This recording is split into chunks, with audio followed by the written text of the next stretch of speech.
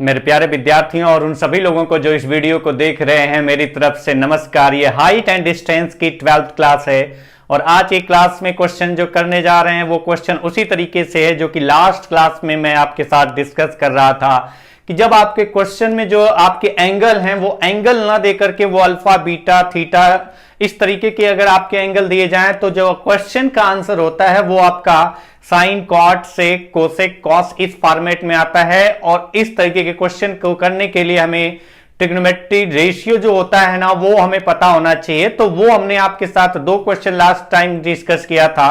तो आज की क्लास में फिर से उस पॉइंट को डिस्कस करते हैं आपके साथ इन दो क्वेश्चन के माध्यम से। जैसे कि पहला क्वेश्चन आपकी स्क्रीन पर दिखाई दे रहा है और वो क्वेश्चन क्या है, तो पहला क्वेश्चन है the angle of elevation of a cloud as observed from a point h metres above the transparent water surface of lake is alpha and the angle of depression of the image of the cloud in the water of the lake is beta. The height of the cloud from the water surface of the lake is. Question ये है कि झील में पानी की सतह से h metre की ऊंचाई से, झील में पानी की सतह से h मीटर की ऊंचाई से किसी बादल पर बनने वाला उन्नयन कोण अल्फा है तथा झील में बादल की इमेज पर मतलब तथा झील में बादल के प्रतिबिंब पर बनने वाला अवनमन कोण बीटा है। अवनमन कोण, एंगल ऑफ डिप्रेशन, अवनमन कोण बीटा है। तो झील में पानी की सतह से बादल की ऊंचाई ज्ञात करो। तो अब ये जो पॉइंट्स है इस तरीके के क्वेश्चन में आप तो रेशियो का वैल्यू जो होता था 1√3 and 2 या फिर 1/√2 वो डायरेक्टली तो यूज नहीं कर पाएंगे, डायरेक्टली क्या इनडायरेक्टली भी यूज नहीं कर पाएंगे क्योंकि यहां पर एंगल वो है ही नहीं जो 10वीं वीडियो जो हमने हाइट एंड डिस्टेंस की बनाई है वहां तक जो बताया उसमें जो यूज किया है। तो जो क्वेश्चन लास्ट क्लास में मैंने आपके साथ दो क्वेश्चन डिस्कस किए थे तो उनके बेसिक कंसेप्ट रेशियो पता होना चाहिए, ट्रिग्नोमेट्रिक रेशियो जो होते हैं तो जिसका यूज होगा वहां यहां पर उसको हम लोग देखेंगे। लेकिन उससे पहले तो हमें यह देखना होगा कि ऐसे क्वेश्चन जो ऑप्शन है वो उसमें किस फॉर्मेट में बताना है। कॉट अल्फा, टेन कॉट में, टेन में, कोसेक, सेक, साइन किस में बताना है। तो जैसे कि मैंने कहा कि ये ऑप्शन इस क्वेश्चन के थे, अगर देखें तो h cot alpha, h cot beta, चार ऑप्शन ले लेते हैं। Cot beta, h cot alpha plus cot beta and fourth option हो गया h cot alpha, h cot alpha plus cot beta upon cot alpha minus cot beta.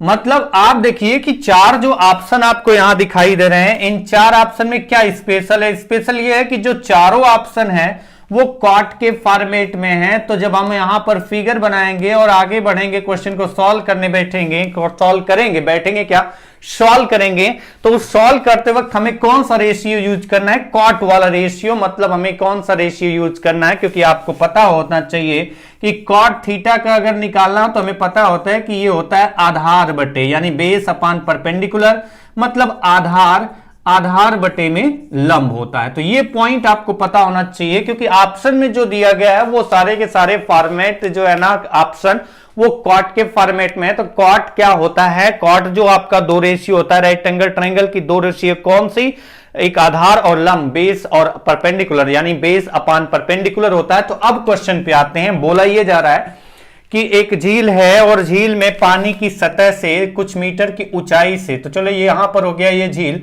बोला गया कि झील में पानी की सतह से कुछ मीटर की ऊंचाई से, मैंने कहा यहां से कुछ ऊंचाई ले लिया, यहां से आपका बोला गया कि कुछ ऊंचाई से, ऊंचाई भी दे दी गई है कितनी मीटर ऊंचाई से, h मीटर की ऊंचाई से, h मीटर की ऊंचाई से एक बादल पे जो एंगल ऑफ एलिवेशन है, यहां से जो एंगल ऑफ एलिवेशन है इस पे क्वेश्चन कर चुके हैं लेकिन हमने वहां पर एंगल दिया था। यहां पर एंगल आपका एक्चुअल वैल्यू 30, 45, 60 उससे रिलेट नहीं है, अल्फा के फॉर्मेट में दिया गया है।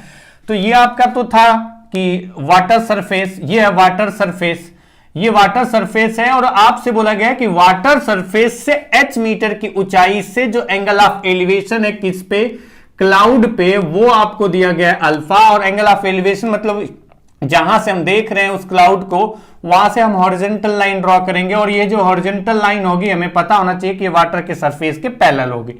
तो ये आपको एंगल दिया गया है, कितना दिया गया है, अल्फा है। तो क्लाउड का जो एंगल ऑफ एलिवेशन है कहां से, वाटर सरफेस से h मीटर की ऊंचाई से, वो अल्फा दिया गया है। उसके बाद बोला गया कि अब जो क्लाउड है उसका इमेज जो होगा वो इस पानी के अंदर भी बनेगा। तो मैंने आपके साथ डिस्कस किया था, फिर से मैं बता दूं, पानी की सतह से जितनी ऊंचाई पर ये क्लाउड होगा, मैंने कहा कि ये क्लाउड कितना ऊंचाई पर है, ये क्लाउड जितनी ऊंचाई पर होगा, ये क्वेश्चन भी पूछा गया है। तो क्लाउड कितनी ऊंचाई पर है, तो हम यहां पर ले लेते हैं कि क्लाउड जो है ना, वाटर सरफेस से क्लाउड कुछ ऐसा लेते हैं, ये h है, तो हमने कहा a मीटर की ऊंचाई पर है।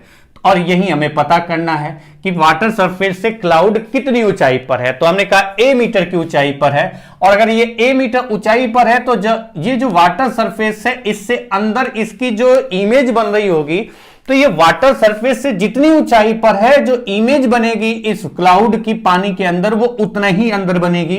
तो अगर हम यहां से ड्रॉ करते हैं, क्या ड्रॉ करते हैं, लाइन के थ्रू दिखाते हैं कि कितना अंदर जो है इमेज बन रही है। यहां पर क्लाउड की इमेज बना दिया, क्लाउड की इमेज जो हो गई वो यहां पर बन रही है। तो क्लाउड की इमेज पानी के अंदर कितने अंदर होगी, तो पानी की सतह से जितनी ऊंचाई पर क्लाउड होगा, पानी की सतह के अंदर उतना ही इमेज बनेगी क्लाउड की। और फिर बोला गया कि जो क्लाउड की इमेज पर एंगल ऑफ डिप्रेशन है, एंगल ऑफ डिप्रेशन मतलब अवनमन, अवनमन का मतलब है इसी पॉइंट से, अगर अवनमन की बात करें तो अवनमन का मतलब है कि नीचे की तरफ देख रहे हैं, कितना डिग्री, तो बोला गया है कि बीटा डिग्री। मतलब यहां से हमने लाइन ड्रॉ किया, मिलाया, ये एंगल ऑफ साइट की बात करते हैं। तो जो एंगल ऑफ डिप्रेशन है वो आपको दिया गया बीटा। अब ये दिया गया बीटा। फिर बोला गया कि द हाइट ऑफ द, मतलब वही बोला गया है कि बताइए जो क्लाउड की हाइट है वो वाटर सरफेस से कितना है। मतलब जो आपने a माना है यहां पर मेरे साथ, वो a की वैल्यू कितनी है ये आपको बताना है। अच्छा, पॉइंट आपको ये क्लियर होना चाहिए कि अगर हम देखें तो दो ट्रायंगल हैं, ये ट्रायंगल और ये ट्रायंगल, और इसमें कॉमन साइड कौन सी है, ये वाली, और जो कॉमन साइड ये वाली है, तो इसी साइड को दोनों रेशियो में यूज करके, मतलब दोनों रेशियो में यूज करके हमें आंसर निकालना है। और आंसर कैसे निकलेगा, तो आप कह सकते हैं क्योंकि इसका लेंथ हमें नहीं पता है और एंगल नहीं पता है, और एंगल ने आपको एक्चुअल एंगल अल्फा बीटा तो दिया है, लेकिन 30 45 60 ऐसा कुछ एंगल नहीं दिया है कि जिससे हम किसी अन्य साइड के माध्यम से इस साइड की वैल्यू भी निकाल सकें।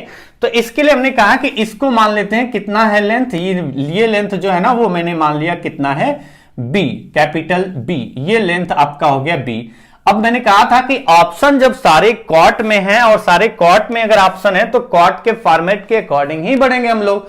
अब कॉट के फॉर्मेट के अकॉर्डिंग ही बढ़ेंगे तो आप देखिए कैसे लिख पाएंगे कि इस ट्रायंगल में, जो आपका ये वाला ट्रायंगल है जिसमें एंगल अल्फा बनना, एंगल ऑफ एलिवेशन अल्फा है, ये वाला पार्ट की जो हाइट होगी, ये वाला जो हाइट है वो कितनी होगी, तो आपको ये पता होना चाहिए कि ये पूरा आपने a माना है, पूरा आपने a माना है, और ये वैल्यू h है, और ये वैल्यू h है, तो a में से h को माइनस करेंगे तो ये वैल्यू आ जाएगी a माइनस h। अच्छा, अब आप देखिए कि tan अल्फा, tan की बात नहीं करेंगे क्योंकि सारा फॉर्मेट कॉट का है, तो कॉट अल्फा है, कॉट अल्फा की वैल्यू कितनी आएगी, कॉट अल्फा होगा बेस अपॉन परपेंडिकुलर, आधार, सॉरी लंब बटे आधार, सॉरी है, ठीक है, आधार बटे लंब, आधार बटे लंब मतलब आधार कितना है b, आधार जो है b है, ये ध्यान रखना, ये b है, ये बीटा है, ये डाउट नहीं होना चाहिए, आधार है b, और आधार b अपॉन परपेंडिकुलर जो इस एंगल के सामने की साइड है a minus h, a minus h, capital H, a minus h, ये हो गया कॉट अल्फा। और अगर इसमें देखेंगे, मैंने यहां पर tan की बात नहीं की, कॉट की बात, क्योंकि वो बार बार मैं रिपीट कर रहा हूं क्योंकि यहां पर सारे ऑप्शन कॉट के फॉर्मेट में। दूसरा पार्ट आता है इस ट्रायंगल में आए जो कि बीटा एंगल बना रहा है यहां पर, कहां पर, इमेज क्लाउड की जो है उस पे, तो इस वाले ट्रायंगल में ये पूरा लेंथ कितना होगा, तो आप ये लेंथ अगर फाइंड करेंगे तो ये आएगा, देखिए क्योंकि आपको पता है कि इसके ऊपर जितना है उतना ही नीचे इमेज बनेगा, इसके ऊपर a है तो इसके नीचे a होगा, और नीचे a होगा, और ये h है, तो टोटल कितना होगा, तो आप कह पाएंगे a प्लस h। यहां से कॉट, यहां से हम निकालें कि cot beta is equal to कितना होगा, तो बेस आपका, क्योंकि इसके सामने की साइड परपेंडिकुलर होगी जो एंगल लेके चल रहे हैं, तो बेस आपका ये हो गया, तो b upon a plus h, ये आपका b upon a plus h। अच्छा, अब आप देखिए, क्योंकि आपको बताना क्या है, पता क्या करना है, आपको a की वैल्यू पता करनी है। तो यहां से a की वैल्यू पता करेंगे तो आप देखिए कि यहां से जो वैल्यू आएगी क्या उस फॉर्मेट में आएगी, यहां से जो वैल्यू आएगी क्या उस फॉर्मेट में दिखाई दे रही है जो ऑप्शन है, तो आप देखेंगे कि नहीं। तो अब आपको करना क्या होगा कि इसमें बस इक्वल कर देना है। हमें दिखाई दे रहा है कि यहां पर बीटा है, यहां सॉरी बीटा नहीं, यहां पर बी है, यहां पर बी है, दोनों जगह बेस की बात की गई है और ये वैल्यू ये वाली है।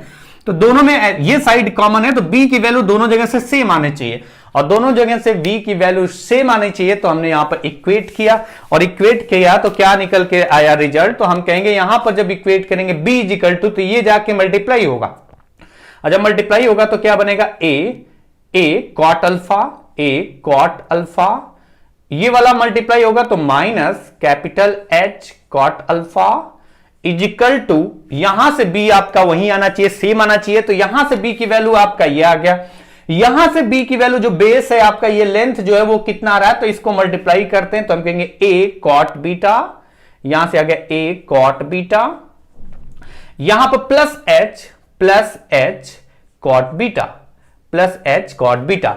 अच्छा, हमें निकालना क्या था a। अब a कहां कहां दिख रहा है, आप देख पाएंगे कि a यहां पर दिख रहा है और कहां दिख रहा है, यहां पर दिख रहा है, इसके अलावा कहीं और दिख रहा है, तो आप कहेंगे कि नहीं, यही दो जगह a है और इन दोनों को एक जगह इकट्ठा करना है और उस a की वैल्यू आपको निकालना है।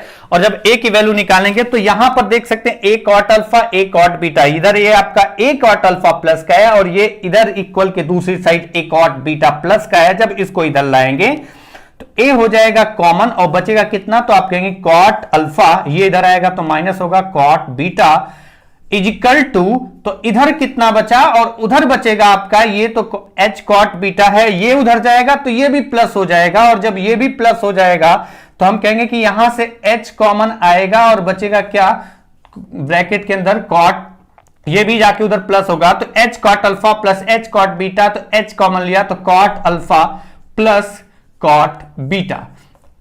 अब देखिए कि क्या करना है, a बराबर कितना आएगा, तो आप कह पाएंगे a बराबर कितना आ गया, तो a इक्वल टू आ जाएगा h, ये सारे कैपिटल में होंगे क्योंकि आपका h जो है वो कैपिटल दिया गया था। तो अब यहां पर आ जाएगा h ब्रैकेट के अंदर cot alpha plus cot beta upon, ये वाला पार्ट नीचे जाएगा cot alpha minus cot beta. और ये कौन सा ऑप्शन मैच कर रहा है, तो आप कहेंगे कि ये वाला तो फोर्थ ऑप्शन मैच कर रहा है और ये आपका आंसर निकल गया। तो ऐसे क्वेश्चन में जहां पर आपको एंगल नहीं दिया है, उस एंगल को नहीं देने के बाद हमें रेशियो का यूज करना होता है।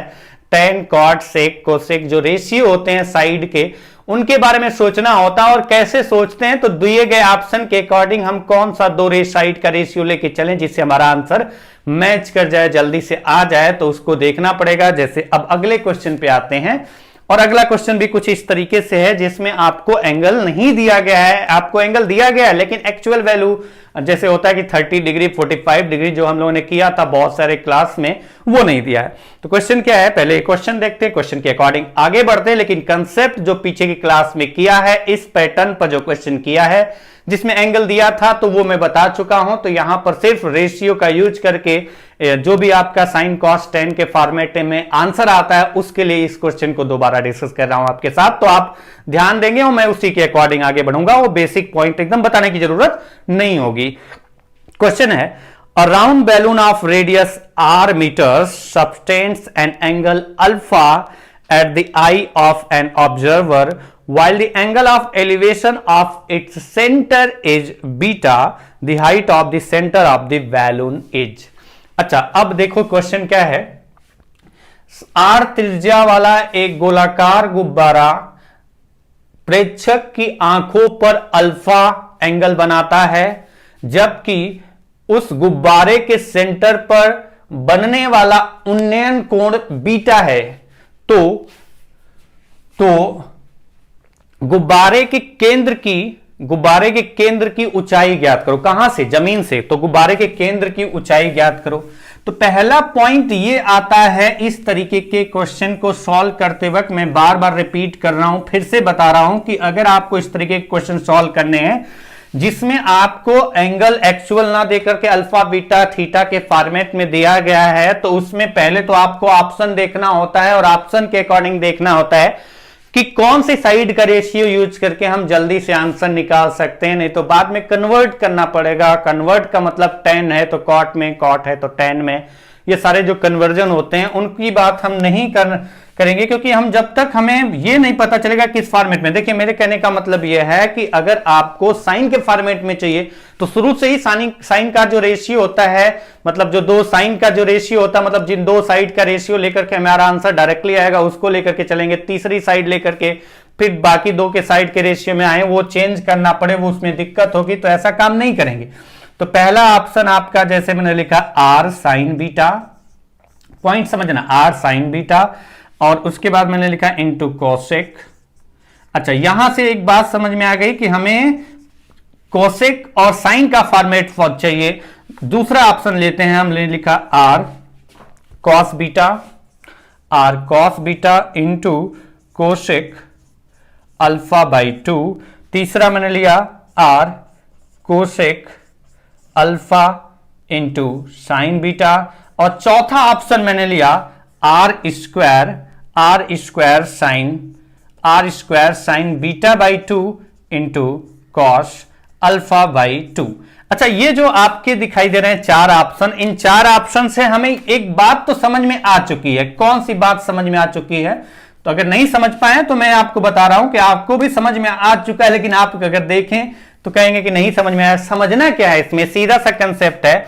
इसमें अगर देखो तो साइन कोसेक ये आपका यूज किया गया और कॉस का भी यूज किया गया है। तो साइन कोसेक के अकॉर्डिंग अगर देखते हैं तो कोई दिक्कत नहीं होगी, तुरंत आपका आंसर आ जाएगा। हमें यह नहीं कि पता चले कि ऑप्शन हमारा किस फॉर्मेट में है, साइन और कोसेक के फॉर्मेट में, और हम स्टार्ट होते हैं tan के फॉर्मेट में।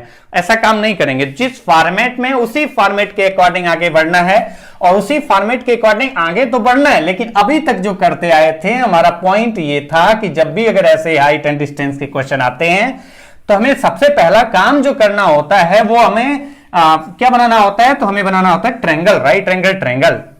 राइट एंगल ट्रायंगल बनाने के बाद हमें यहां पर देखना होगा, क्योंकि एंगल नहीं दिया है तो एंगल नहीं दिया है, आपको एक्चुअल वैल्यू नहीं दी गई है कि वो 30, 45, 60 या क्या है, और आपको अल्फा बीटा के फॉर्मेट में दिया है। तो दूसरा पॉइंट आता है कि हमें ऑप्शन देखना है, जो ऑप्शन जिस फॉर्मेट में होगा उसी फॉर्मेट को लेकर के सॉल्व करेंगे क्वेश्चन को। तो बोला गया है आपका एक राउंड बैलून है, अब ये हो गया राउंड बैलून, और इस राउंड बैलून से जो ऑब्जर्वर की आंखों पर बनने वाला एंगल ऑफ एलिवेशन, नहीं यहां पर एंगल ऑफ एलिवेशन की बात की नहीं जा रही है, यहां पर सीधा बोला जा रहा है कि एक गुब्बारे से ऑब्जर्वर की आंखों पर बनने वाला एंगल हम आपके साथ डिस्कस कर चुके हैं। जिन्होंने नहीं डिस्कस किया है मेरे साथ तो वो जाकर के वीडियो देखेंगे, उन्हें पता चल जाएगा। पीछे की वीडियो में मैंने बताया है इस तरीके के क्वेश्चन। तो बोला गया कि ऑब्जर्वर की आंखों पर जो बनने वाला एंगल है वो बताया गया कि अल्फा है। तो मैंने आपके साथ डिस्कस किया था, ये सेंटर हो गया, कि जब ऑब्जर्वर की आंखों पर बनने वाला एंगल की बात की जाएगी गुब्बारे से, तो गुब्बारे के दोनों तरफ से टेंजेंट ड्रॉ किया जाएगा और एक पॉइंट पी पर मिलेंगे, वहीं आपका ऑब्जर्वर की आंख होगी। तो ये ऑब्जर्वर हो गया, और ऑब्जर्वर की आंखों पर जो बनने वाला एंगल ऑफ एलिवेशन बताया गया है वो, सॉरी, ऑब्जर्वर की आंखों पर बनने वाला एंगल जो बताया गया है वो अल्फा बताया गया है।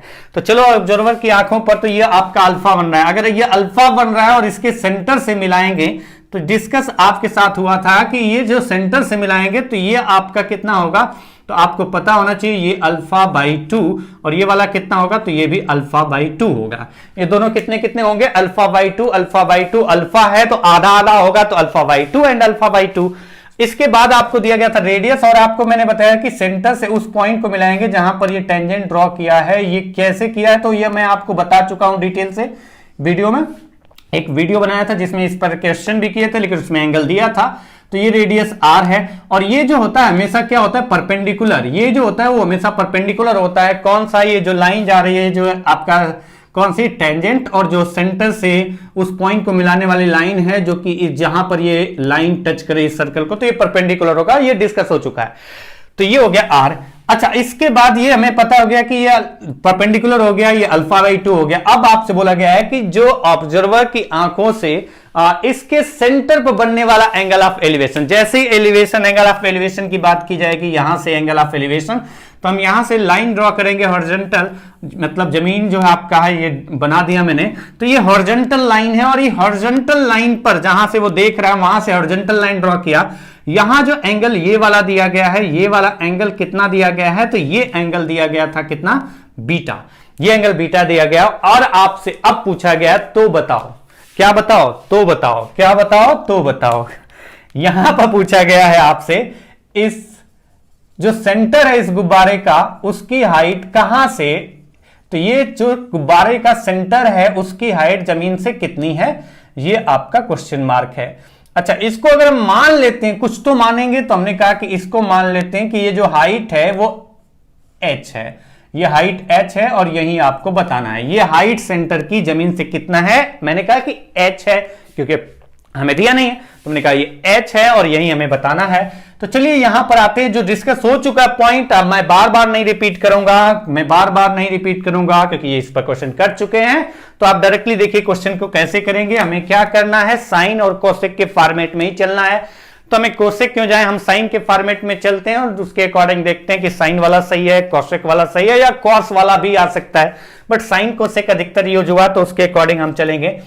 अच्छा, ये दो ट्रायंगल की बात करेंगे, एक ट्रायंगल अल्फा बाई 2 दिख रहा है और एक ट्रायंगल में एक एंगल अल्फा बाई 2 दिख रहा है, 90 डिग्री दिख रहा है, बाकी ये, और दूसरा ट्रायंगल में ये बीटा दिख रहा है, 90 दिख रहा है, और ये वाला एंगल। तो हमें राइट एंगल ट्रायंगल दो लेके चलना है, जिसमें एक साइड कॉमन होनी चाहिए, और आपका यहां पर दिख रहा है कि, और इसमें दिख रहा है कि ये जो साइड है आपका कॉमन है। कौन सी साइड, तो आप देख रहे हैं कि ऑब्जर्वर की आई से, ऑब्जर्वर की आंखों से जो लाइन ऑफ साइट है, कहां तक का, सेंटर ऑफ बैलून, तो गुब्बारे के सेंटर और ऑब्जर्वर की आंखों को मिलाने वाली लाइन दोनों में कॉमन है। और अगर ये कॉमन है तो इसका लेंथ तो कुछ होगा, क्योंकि हमें तो यहां पर एंगल नहीं दिया एक्चुअल, जिससे हम डायरेक्टली रेशियो हमें पता हो उस एंगल का, उसके अकॉर्डिंग बढ़े। तो मैंने कहा कि ये जो है ना, इसको मान लिया कि ये ए है, ये लेंथ जो है लाइन ऑफ साइट है, कहां से, ऑब्जर्वर की आंखों से इस गुब्बारे के सेंटर तक का जो डिस्टेंस है वो क्या है, ए है। और अगर ये ए है तो हम यहां पर आते हैं, इस क्वेश्चन में हमने कहा कि हमारा क्वेश्चन का फॉर्मेट साइन कोसेक क्या है, तो हमने कहा कि sine alpha by 2, sine alpha by 2 is equal to कितना आएगा, तो साइन अल्फा बाई 2, क्योंकि हमें पता है कि हमें ये साइड और दूसरा जो रेशियो दिया है, जो लेंथ दिया है रेडियस, उसको लेके चल रहे हैं, साइन अल्फा बाई 2, और साइन थीटा क्या होता है, तो ये आपको पता होना चाहिए कि ये कौन सी दो साइड का रेशियो होता है, तो ये होता है परपेंडिकुलर अपॉन हाइपोटेन्यूज, मतलब ये होता है आपका परपेंडिकुलर अपॉन हाइपोटेन्यूज, मतलब हमारा ये होता है लंब बटे में कर्ण, लंब बटे में कर्ण। तो इसमें अगर आप देखें तो परपेंडिकुलर लंब की बात करेंगे, कौन सी साइड होगी, लंब जो आपका होता है, परपेंडिकुलर जो होता है वो कौन सी साइड होती है, तो ये आपको पता होना चाहिए। जो एंगल आपका यहां दिख रहा है ये x बाई 2 नहीं है, अल्फा बाई 2 है, तो जो एंगल आपको दिख रहा है आपका अल्फा बाई 2, उसके सामने की साइड, मतलब हम कहेंगे कि r, अपान में क्या जाएगा, तो अपान में जाएगा आपका कर्ण, मतलब हाइपोटेन्यूज। हाइपोटेन्यूज क्या होता है, तो हमें पता होना चाहिए कि 90 डिग्री के सामने की साइड होती है, तो ये आ गया a। एक तो आपका रेशियो साइन अल्फा बाई 2 जो आपका आ गया वो रेडियस अपान ए, आर अपान ए आ गया।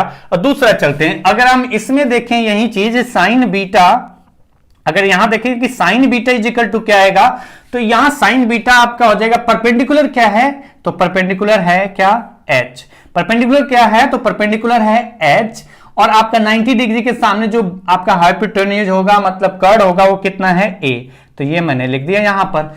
अब यहां से देखें कि ये आपका दो रेशियो आपका अलग अलग फॉर्मेट में आया है, sign alpha by 2 and sign beta, और हमारा जो ऑप्शन है दोनों को मैच करा करके है। और हमें पता है कि ऐसे क्वेश्चन जब भी आते हैं तो उसमें एक साइड कॉमन होती है या दिया जाता है कि इक्वल है, फिलहाल कॉमन पर ही आता है क्वेश्चन। तो हमने कहा कि जो कॉमन साइड है दोनों केस में बराबर आना चाहिए, तो कॉमन साइड कौन सी थी, वो ए, और वो ये आपका लाइन ऑफ साइट ऑब्जर्वर की आंखों से बैलून जो गुब्बारा है उसके सेंटर तक का जो लेंथ है वो दोनों में कॉमन साइड दी गई है, पता चल रहा है।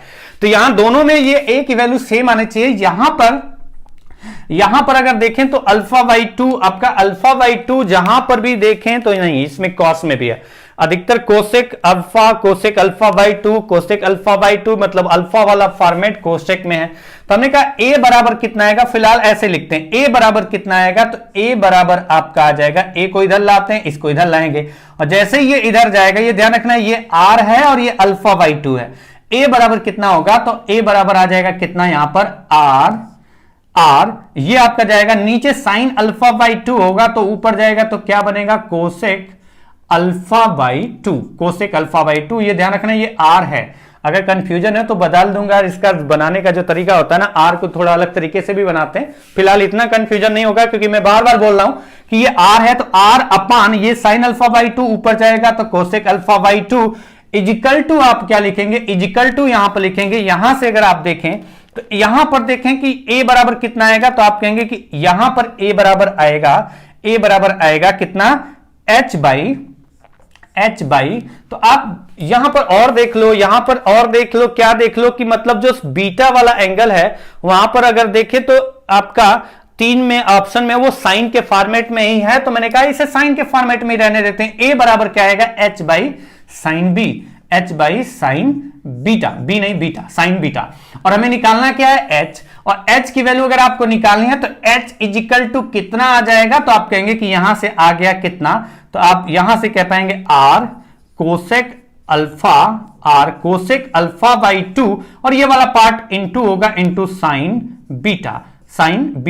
और ये तो आपका ऑप्शन h की वैल्यू निकल के आ गई और ऑप्शन भी मैच कर गया। कौन सा ऑप्शन, तो थर्ड ऑप्शन आ रहा है, r cosec alpha by 2, cosec alpha, sorry ये थर्ड ऑप्शन नहीं आ रहा है, कौन सा ऑप्शन आ रहा है, थर्ड ऑप्शन में तो आपका अल्फा दिया गया, एंगल अल्फा बाई 2 आ रहा है, तो आपका जो ऑप्शन है वो फर्स्ट ऑप्शन मैच कर रहा है। आप देखो तो यार है r sign beta into cosec alpha by 2, cosec alpha by 2 sign beta into r। तो आप लिखना चाहे तो लिखने को तो ऐसे भी लिख सकते हैं, इजिकल टू r, क्योंकि मल्टीप्लाई का केस है, कोई पहले लिख दो कोई बाद में लिख दो, इसलिए आपका आंसर कौन सा होगा, r sign beta into cosec alpha by 2, जो कि फर्स्ट ऑप्शन है। तो मेरी बात समझ में आई होगी, जो मैं आपको समझाना चाहता था कि आपका अगर एंगल नहीं दिया हुआ होता है, एक्चुअल वैल्यू 30, 60, 45 ऐसा कुछ आपका नहीं दिया है, आपको अल्फा बीटा के फॉर्मेट में दिया है, तो पहले तो आपको फिगर बनाना ही है। दूसरा पॉइंट आपका आता है कि ऑप्शन किस फॉर्मेट में, tan, cot,